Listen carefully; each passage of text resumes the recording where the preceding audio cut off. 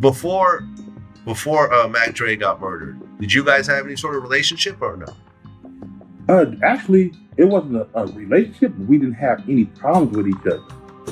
We were in the midst of being grown-ass men, trying to do like a Vallejo compilation and put some shit together. You know what I'm saying?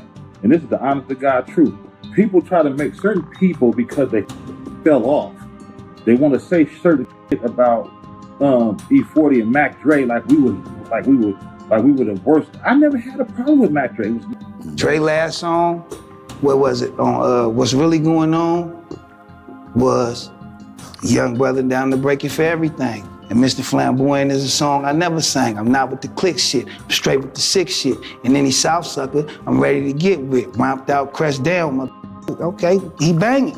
You got a song where you say, I wouldn't rob a bank for publicity.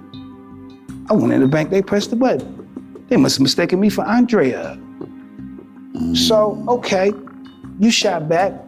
You shot back when you cut in jail though. Get stupid, get stupid, get stupid, get stupid, go stupid, go stupid, go stupid, go, THIZZ.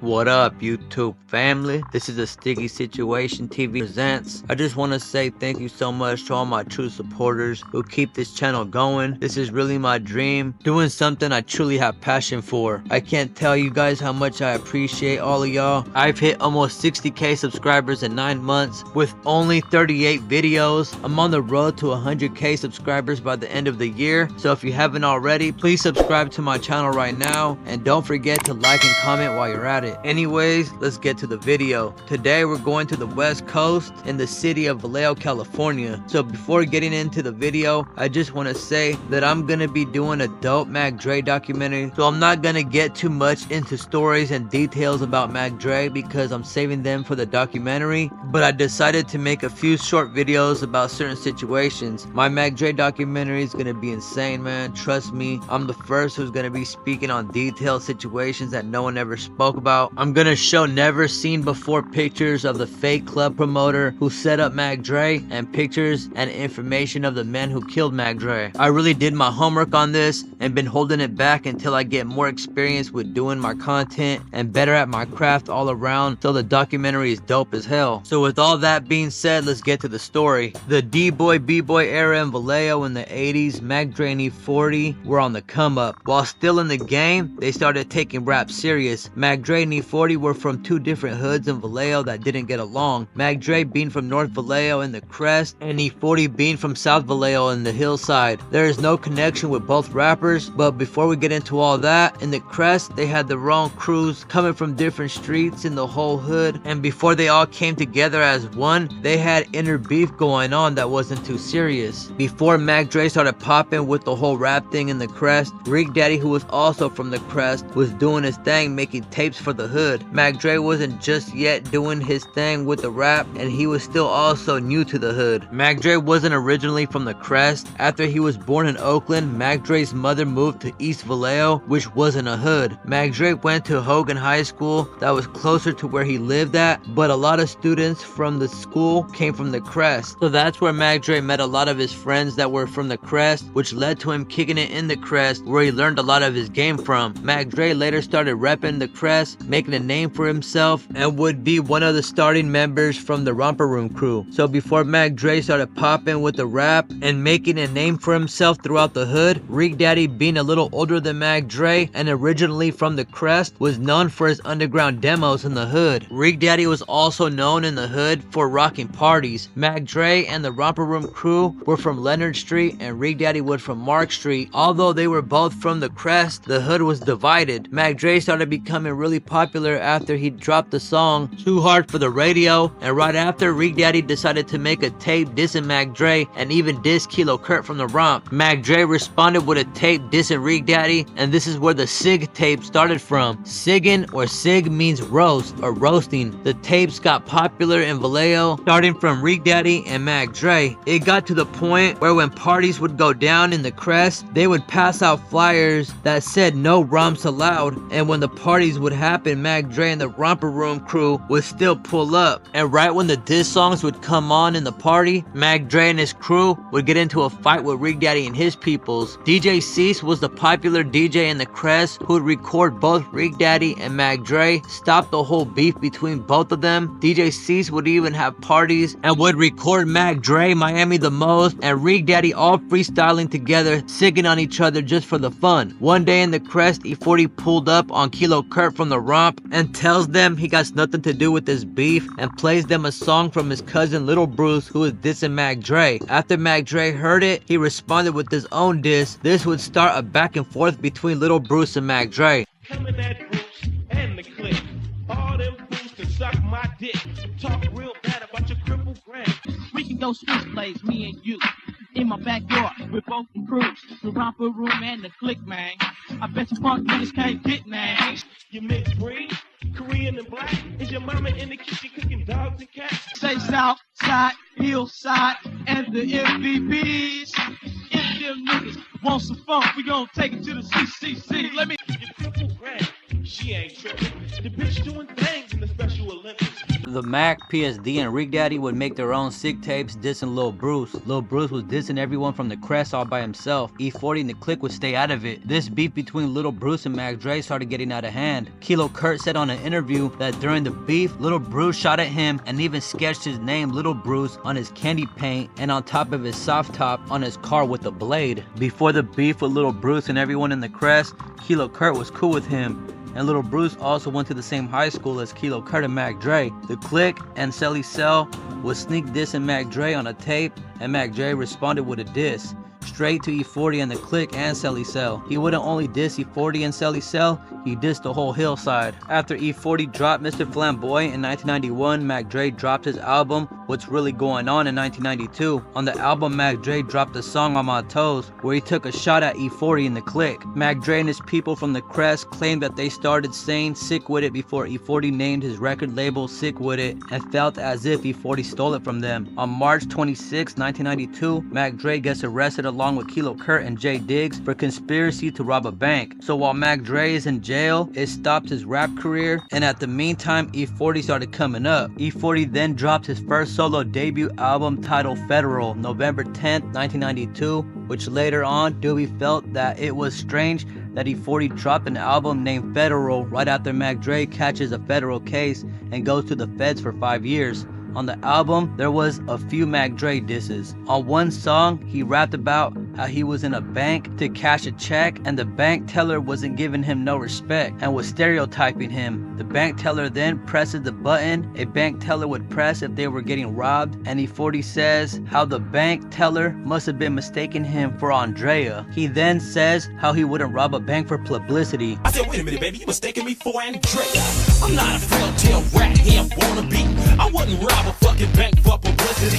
E-40 said Andrea because Mac Dre's real name is Andre, and he said Andrea disrespected Mac Dre giving him a female's name. E-40 also said he wouldn't rob a bank for publicity, dissing Mac Dre for being arrested for conspiracy to rob a bank. On the Federal album, E-40 took a few more shots at Mac Dre, even saying California living can't with me. Mr. Flamboyant, oh yes, that's right, nigga. California living can't fuck with me. Mac Dre and the Romp hears the E-40 diss while they were in jail, but Mac Dre couldn't do much being in jail and going through everything he was going through. Years pass and Mac Dre gets out of prison.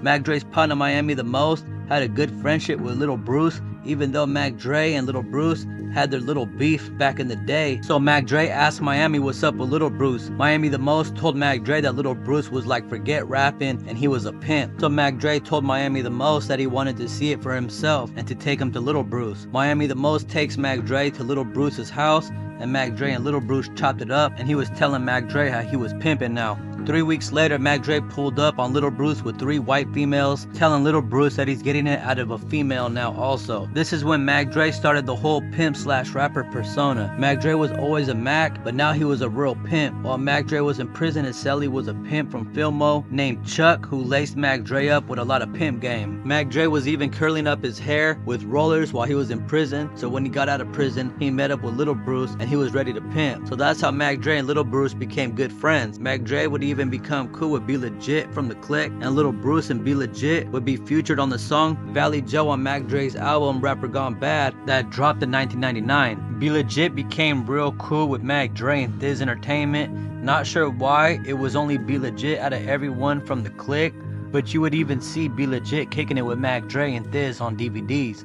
Little Bruce left sick with it after having some issues with E-40 and the label, and joined Mac Dre and his label, becoming a part of THIZZ Entertainment, and Little Bruce dropped an album off THIZZ Entertainment in 2003. He would also be starring on Mac Dre's DVD Trill TV that came out in 2023 also. Something a lot of people don't know is how Mac Dre and E-40 were cool before Mac Dre passed away in 2004. I read in a Mac Dre interview where he said that he would call E-40 by Charlie Hustle, and he even pulled up on E-40 a few times at a recording studio. Mac Dre and E-40 were both bosses and were both way past the old beef from back in the days. Mac Dre even pulled up on E-40 at a video shoot for the song Quarterback and featuring the clips. Mac Dre was also featured on E-40's Artist Turf Talks album. When Mac Dre passed away, THIZZ instantly dropped the Mac Dre and the Mac Mall album, The US Open. Mac Dre and Mac Mall just started being cool again right after Mac Dre died, after their beef they had while Mac Dre was in prison. Mac Dre felt that Mac Mall forgot about him while he was doing time in prison, and Mac Dre also felt some type of way that Mac Mall was making music with E-40 after knowing his beef with E-40 at the time. Doobie from THIZZ said on an interview that E-40 dissed the Crest on a song Dusted and Disgusted featuring Mac Mall and Tupac when he said, "Let's let off some 223s on the other side of town." When Mac Dre dropped the album Rapper Gone Bad, he had a harsh Mac Mall diss called Mac Stabber, where he let off on Mac Mall something vicious. Mac Dre and Mac Mall later squashed the beef, and they made the album The US Open right before Mac Dre was killed. On the album, E-40 was featured on the song Dradio that shocked everyone. E-40 didn't actually make the song directly with Mac Dre, but his verse was added to the song after the passing of Mac Dre. But this didn't mean everybody felt the same about E-40. Doobie from THIZZ dropped an album in 2008 where he dissed E-40 bad because he felt that E-40 ran off with Mac Dre's style after Mac Dre died. On the E-40 song Tell Me When to Go, E-40 was rapping about ghost riding the whip, THIZZ face, and stunner shades. He even mentioned growing dreads, which he really did after the song. E-40 started doing hyphy music. Go stupid, go, go. Now THIZZ, which didn't really fit his style, like he was really definitely riding Mac Dre's wave. Doobie from THIZZ would later speak about his issues with E-40 on an interview. Mac Dre died. Soon as Dre died, let me see you shake your dreads. Ghost ride your whip. THIZZ face. I'm in the car and I'm taking the CD out and the radio come on and I hear this. I'm like, what? Who the f is this? Yeah. Whose song is this? That sound like 40. That's what I didn't respect. Yeah. If 40 was dead, I wouldn't respect Dre for now you saying this. Yeah. You know what I mean? If you go to Magazine Street, Hillside, jump out, ghost ride the whip, THIZZ face, them gonna tell you, where you think you at? This ain't the Crest. Yeah. So that's where my respect was lost. You know what I'm saying? And I felt 40 ain't no dumb. So I looked at it as this making a sharp move. You got a whole generation of motherfuckers that really don't know, that really might think he trying to carry it on for the cutty. He trying to, you know. And I'm like, nah, bro, I ain't going for that. Yeah. When I heard the THIZZ face, I'm like, bro, that's like Crips and Blood. Yeah. What is going on here? Dre ain't gonna do that, especially for somebody that got a dictionary of slang, cutty, and all the shit we saying over here, that don't come up in that dictionary. Cause ain't over here saying weeples and my weepleization. No, that's brush. I don't feel comfortable with how the cutty feel. Yeah. Suge, after all we been together, you going for this? You was with THIZZ face, shake your dreads, and ghost ride the whip. I mean, I really was like, damn, this finna grow some dreads right now.